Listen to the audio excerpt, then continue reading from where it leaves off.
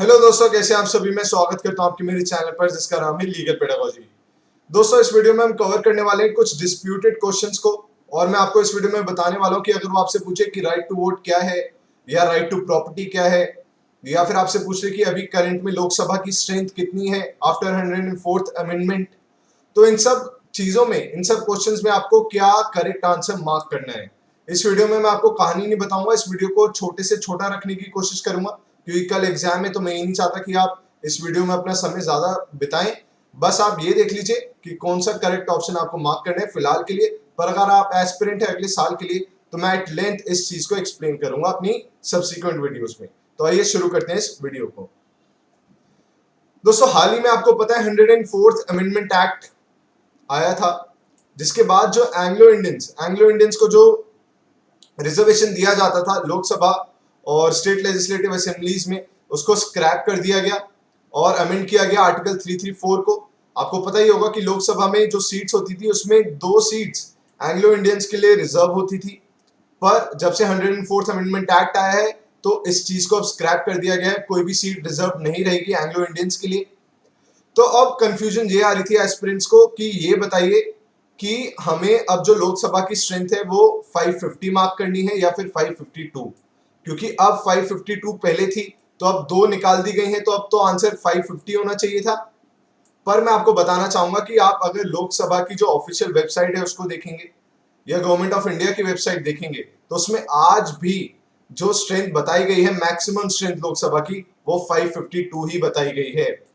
और ऐसा क्यों है? क्योंकि 104th अमेंडमेंट एक्ट आ तो अभी गया है, पर लागू एक तरीके से अगर हम देखें तो लागू तो वो 2024 से ही होगा, जब एक और नई लोकसभा चुनी जाएगी, एक और नई लोकसभा गठित होगी, तो तभी इसको एक तरीके से लागू किया जाएगा और एंग्लो इंडियंस का जो रिजर्वेशन है वो फुली स्क्रैप कर दिया जाएगा।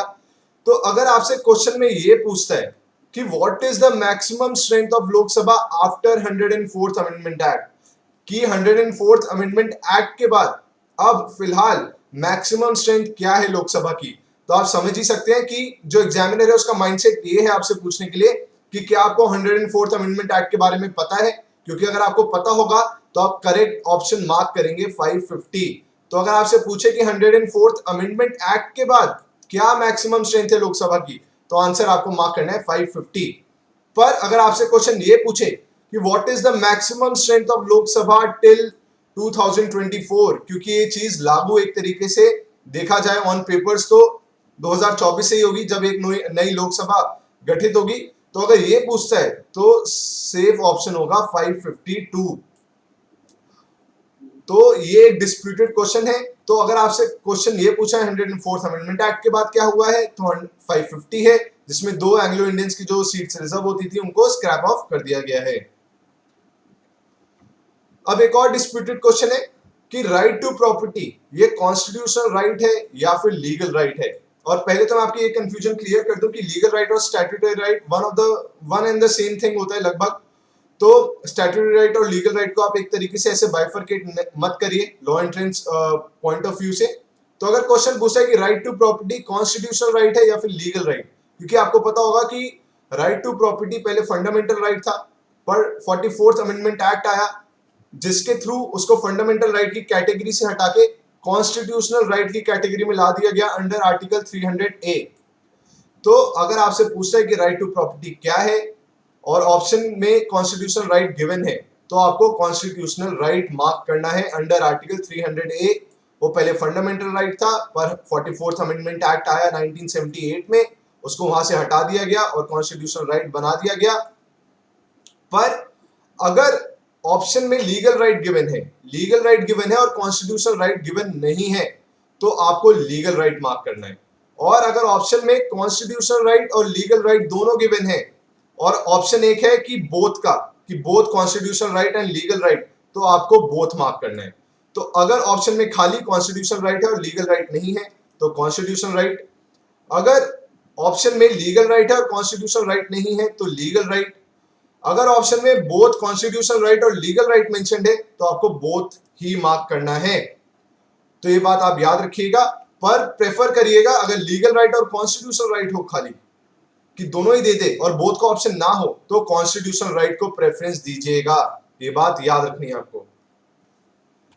अभी मैं आपको कहानी नहीं बता रहा हूँ, इसका बैकग्राउंड नहीं बता रहा हूँ, क्योंकि कल एग्जाम है तो मैं ये नहीं चाहता कि आप ज्यादा समय यहाँ पे अपना व्यतीत करें। तो अगला एक और इंपॉर्टेंट क्वेश्चन है कि चाइल्ड मैरिज वॉइड है, वॉइडेबल है या वैलिड है। दोस्तों लीगल एज ऑफ मैरिज जो बताई गई है as per prohibition of child marriage act 2006, वो 18 साल है फॉर गर्ल्स और 21 साल है फॉर बॉयज। पर अगर आपसे क्वेश्चन में ये पूछ ले कि as per Hindu marriage act के हिसाब से चाइल्ड मैरिज क्या है, अगर आपसे क्वेश्चन में हिंदू मैरिज एक्ट के रेफरेंस से पूछा गया है तो आपको आंसर मार्क करना है वैलिड, क्योंकि हिंदू मैरिज एक्ट इसको वैलिड मैरिज मानता है। और सुप्रीम कोर्ट के भी जजमेंट्स आए हैं कि हिंदू मैरिज एक्ट के हिसाब से तो marriage between a girl below the age of 18 below the and a boy below the age of 21 is a valid marriage as per Hindu marriage act. पर अगर वहां पे कुछ भी मेंशन नहीं है, हिंदू मैरिज एक्ट मेंशन नहीं है, खाली ये पूछ रहे हैं कि weather a child marriage is voidable, valid और वॉइड, तो आपको आंसर मार्क करना है वॉइडेबल। ये बात आपको याद रखनी है। अगर हिंदू मैरिज एक्ट पे एम्फेसाइज करेगा तो वैलिड, अगर हिंदू मैरिज एक्ट ना गिवन हो तो वॉइडेबल। पर एक और बात आप याद रखिएगा कि prohibition of child marriage act 2006 के हिसाब से अगर किसी बच्चे की शादी, किसी माइनर बच्चे की शादी कराई जाती है और उसका पर्पस क्या हो, उसका पर्पस ये हो कि उसको किडनैप करके उसकी शादी जोर जबरदस्ती करा दी जाए किसी और के साथ, या फिर उसकी शादी इसलिए कराई जाए जिससे कि उसको बेचा जा सके या चाइल्ड ट्रैफिकिंग हो सके, तो उसके हिसाब से अगर इन इन चीजों के लिए, अगर अनलॉफुल इमोरल पर्पसेस के लिए किसी बच्चे की शादी कराई जाती है तो उस केस में as per child marriage act 2006 उसको वॉइड माना जाता है। तो अगर हिंदू मैरिज एक्ट गिवन है तो वैलिड मार्क करिए, अगर हिंदू मैरिज एक्ट नहीं गिवन है और खाली पूछा है कि चाइल्ड मैरिज क्या है तो वॉइडेबल मार्क करिए। अगर आपसे ये पूछे कि अगर किसी बच्चे की शादी इमोरल पर्पस या उसको बेचने के लिए या चाइल्ड ट्रैफिकिंग के लिए या उसको किडनैप करके उसकी शादी कराई जाए तो वो क्या होगी, तो उस केस में वॉइड मार्क करिए। अगला है right to free legal aid. ये भी एक डिस्प्यूटेड क्वेश्चन है, फंडामेंटल राइट है या फिर डीपीएसपी है। क्योंकि फ्री लीगल एड की अगर हम बात करें तो आर्टिकल 39A में वो मेंशन्ड है एज अ डीपीएसपी। डीपीएसपी क्या होते हैं? Directive principle of state policy, जो डायरेक्शन स्टेट्स को गिवन होती है कि भाई आप कानून बनाते समय इन इन चीजों का ध्यान रखें और इन इन चीजों को इंक्लूड करें, कोशिश करें इंक्लूड करने की। अगर वो इंक्लूड नहीं भी करते तो आप उसके खिलाफ कोई केस नहीं फाइल कर सकते हैं, नॉन इन्फोर्सेबल होता है। तो free legal add article 39A में ऐड किया गया था 42nd अमेंडमेंट 1976 के बाद। और किस बेसिस पे किया गया था कि बाई चांस कोई गरीब है और वो जेल में बंद है और एक वकील अफोर्ड नहीं कर सकता, तो क्या वो जेल के पीछे लैंग्वेज होता रहेगा, मतलब will he be languishing behind the bars, क्या वो जेल में ही रहेगा, वो अपना केस कैसे फाइट करेगा? क्योंकि एक प्रिंसिपल ऑफ नेचुरल जस्टिस भी है जो कि ये बोलते हैं nobody shall B condemned unheard. किसी को भी सजा दी जाए तो पहले उसकी भी सुनवाई हो, उसका भी जो पक्ष है उसको भी सुना जाए। तो बहुत सारे जजमेंट्स हैं जो सुप्रीम कोर्ट के आए, जिसमें कि एक जजमेंट बहुत फेमस है, रिनाउंड है, हुस्नैरा खातून वर्सेस स्टेट ऑफ बिहार। जिस केस में सुप्रीम कोर्ट ने बोला कि right to free legal aid is a fundamental right guaranteed under article 21, जो कि राइट टू लाइफ की बात करता है, article 21 that nobody shall be denied right to life except according to procedure established by law. तो हुस्नैरा खातून versus state of Bihar के case में court ने बोला है, सुप्रीम कोर्ट ने बोला है कि right to free legal aid is a fundamental right guaranteed under article 21। तो आपको ऑप्शन मार्क करना है फंडामेंटल राइट कि right to free legal aid is a fundamental right, although it is mentioned as a DPSP under article 39A। But अगर वो आपका ये answer fundamental right वाला गलत मार्क कर दे तो आप हुस्नैरा खातून वर्सेस स्टेट ऑफ बिहार और बाकी बहुत सारे जजमेंट्स हैं जिसको आप वहां पे फाइल कर सकते हैं कि भाई आपने गलत ऑप्शन मार्क करवाया है, क्योंकि असल में आंसर तो करेक्ट है फंडामेंटल राइट। तो ये बात आपको याद रखनी है। आप ये जजमेंट भी कोट कर सकते हैं अगर बाय चांस आपका आंसर गलत कर दे एग्जामिनर, तो ये बात आप याद रखिएगा। पर अगर वो आपसे ये पूछे कि स्टेट के पर्सपेक्टिव से ये क्या है, तो स्टेट के पर्सपेक्टिव से तो ये खाली एक डायरेक्शन है जो उसको दी गई है डीपीएसपी के तौर पे। तो स्टेट के पर्सपेक्टिव से पूछेगा तो डीपीएसपी, और ऐसे कोई स्टेट का पर्सपेक्टिव मेंशन ना हो तो right to free legal aid को आप फंडामेंटल राइट मार्क करिएगा, क्योंकि बहुत सारे केसेस हैं like हुस्नैरा Khatoon versus state of Bihar और बाकी सारे जजमेंट यहाँ पे इसको फंडामेंटल राइट माना गया है।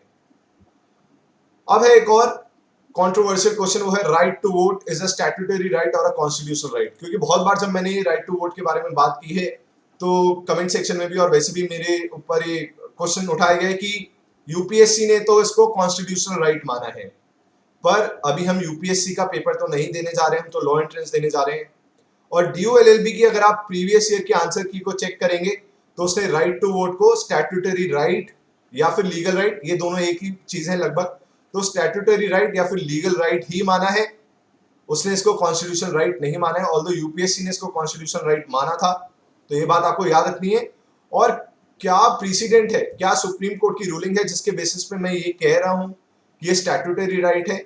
वो सुप्रीम कोर्ट की रूलिंग आई थी in the case of people's union for civil liberties versus union of India, और इसका जजमेंट आया था 2013 में, जिसमें बोला गया कि right to vote is a statutory right and is not a constitutional right. तो ये बोला गया है इस जजमेंट में। तो आंसर अगर आपसे पूछे राइट टू वोट क्या है तो आपको मार्क करना है स्टैट्यूटरी राइट, या फिर स्टैट्यूटरी राइट देगा या फिर लीगल राइट देगा। तो अगर स्टैट्यूटरी राइट ऑप्शन में है तो स्टैट्यूटरी राइट मार्क करिए, अगर स्टैट्यूटरी राइट नहीं होके फिर लीगल राइट दिया हुआ होगा तो लीगल राइट मार्क करिए, कॉन्स्टिट्यूशनल राइट मत मार्क करिएगा। पर अगर आपसे क्वेश्चन थोड़ा घुमा के ट्विस्ट एंड टर्न करके ये पूछ ले कि right to vote has been recognised as, उसको रिकॉग्नाइज किस तौर पे किया गया है, तो it has been recognised as a constitutional right. पर अगर आपसे ये पूछे कि राइट टू वोट इज, तो आपको मार्क करना है it is a statutory right. पर अगर आपसे क्वेश्चन थोड़ा ट्विस्ट एंड टर्न करके पूछ ले, जो कि वो पूछेगा नहीं, बहुत ही आगे की बात मैं बता रहा हूँ, इज रिकॉग्नाइज्ड एज, तो उसमें कॉन्स्टिट्यूशनल राइट मार्क करिएगा। पर डीओएलएलबी का अगर आप एग्जाम दे रहे हैं तो प्रीवियस ईयर की आंसर की के हिसाब से भी इसका आंसर स्टैट्यूटरी राइट ही है। तो दोस्तों ये थे कुछ डिस्प्यूटेड क्वेश्चन जिनको मैंने कवर करने की कोशिश की है। अगर आपको ये वीडियो पसंद आई हो तो वीडियो को लाइक जरूर कर दीजिए, और चैनल को अगर अभी तक सब्सक्राइब नहीं किया है तो चैनल को जरूर सब्सक्राइब कर लें। Thank you so much.